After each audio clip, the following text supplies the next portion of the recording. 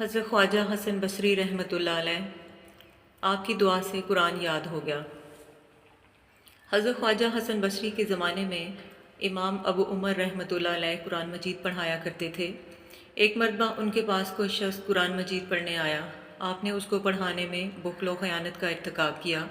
इस जुर्म में अल्लाह ने उन्हें सारा कलाम हकीम भुला दिया। वो रोते हुए ख्वाजा हसन बसरी के पास गए और सारा मामला बयान किया। ख्वाजा हसन ने फरमाया, ए शख्स, तू हज को रवाना हो जा, क्योंकि आजकल हज के आयाम हैं, और जब तू हज से फारिग हो जाए तो मस्जिद हैफ में एक बुज़ुर्ग महराब में बैठे हुए मिलेंगे। वो दरूद वज़ाइफ में मशगूल होंगे। वो जब तक अपने मामूलात से फारिग ना हो जाएं तो उनसे बात ना करना। जब वो फारिग हो जाएं तो तुम अपनी हाजत बयान करना। उनकी दुआ से तुम्हें फिर से सारा कुरान हकीम अज़बर हो जाएगा। अबू उमर ने ख्वाजा हसन के हुक्म की तामील की, हज अदा किया, फिर मस्जिद हैफ पहुँचे और मस्जिद के महराब में एक बारूक बुज़ुर्ग को देखा। बहुत सारे लोग इसके गिर्द बैठे हैं। थोड़ी देर बाद सफ़ेद पाकीज़ा लिबास वाला एक शख्स वहाँ आया। सब लोग इसके गिर्द बैठ गए। कुछ देर बातें हुईं। इतने में नमाज का वक्त हो गया। सफ़ेद लिबास वाला शख्स वहाँ से चला गया। दूसरे लोग भी चले गए। जब वो बुज़ुर्ग तन्हा रह गए तो अबू उमर रहमतुल्लाह अलैह उनके पास पहुँचे और बाद सलाम इनको अपना सारा मसला बयान किया। फिर दुआ की दरख्वास्त की। इन बुज़ुर्ग ने आसमान की तरफ देखा और दुआ फरमाई। अभी उन्होंने दुआ ख़त्म भी ना की थी कि अबू उमर रहमतुल्लाह अलैह को दोबारा सारा कुरान मजीद ज़ुबानी याद हो गया। अबू उमर रहमतुल्लाह अलैह इतने खुश हुए कि इन बुज़ुर्ग के कदमों में गिर गए।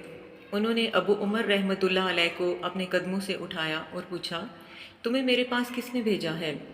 जवाब दिया, ख्वाजा हसन बसरी ने। बुज़ुर्ग बोले, ख्वाजा हसन बसरी ने हमारा पर्दाफाश किया है, हम उनका राज अफशा करते हैं। ये कहकर उन्होंने अबू उमर रहमतुल्लाह अलैह से कहा, अभी तुमने सफ़ेद पोशाक वाले शख्स को देखा था? अर्ज़ की, जी हाँ, देखा था। फरमाया, वो ख्वाजा हसन बसरी रहमतुल्लाह अलैह थे, जो रोज़ाना बसरे से ज़ोहर की नमाज़ पढ़कर मक्का पहुँचते हैं।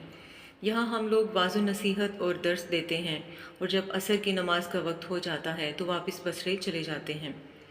फिर फरमाया कि हज़रत ख्वाजा हसन बसरी रहमतुल्लाह अलैह जिन लोगों के इमाम हों, इनको हमसे दुआ करवाने की क्या ज़रूरत है, क्योंकि जिनसे हम खुद सीखते हैं वो जिनके पास हों, इनका ठिकाना ही बहुत बुलंद और आला व अरफा होता है। ख्वाब में हकीकत ज़ाहिर हो गई।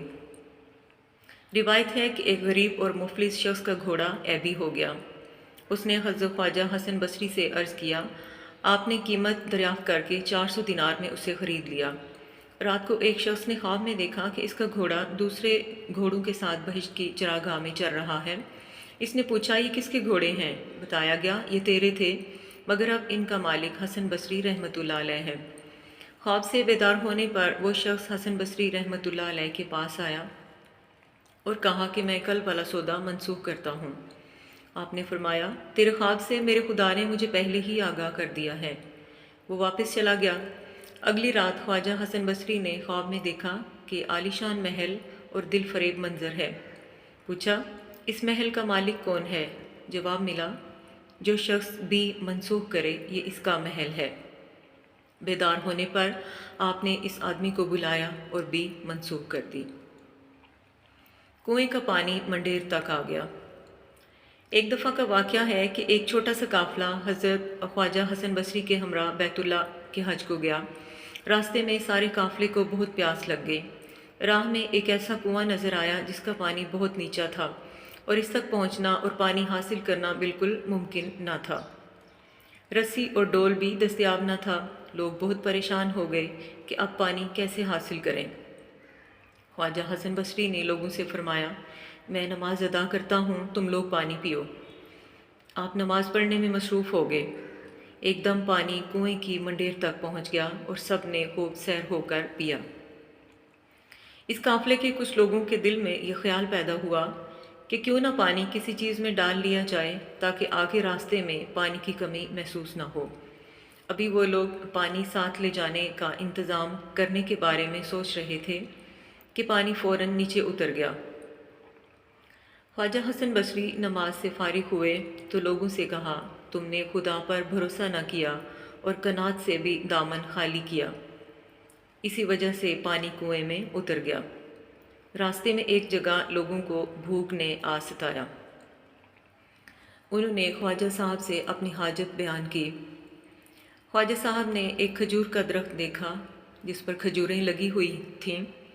آپ نے کھجوروں کو حکم دیا کہ میرے دامن میں آ جاؤ۔ کھجوریں درخت سے آپ کے پھیلے ہوئے دامن میں آ گریں۔ آپ نے سب قافلہ والوں کو کھجوریں دیں۔ جو شخص کھجور کھاتا اور حیران ہوتا کہ ہر کھجور کی گٹھلی سونے کی ہے۔ لوگ گٹھلیوں کو مدینے لے گئے اور فروخت کیا اور اپنی ضروریات پوری کرنے کے علاوہ باقی مال خیرات کر دیا۔ خواجہ حسن بصری نے لوگوں سے کہا، اللہ تعالیٰ نے آپ لوگوں کو حج کا انعام ان سونے کی گٹھلیوں کی شکل میں دیا ہے، لہٰذا ہمیشہ صبر اور توکل کا دامن تھامے رکھو۔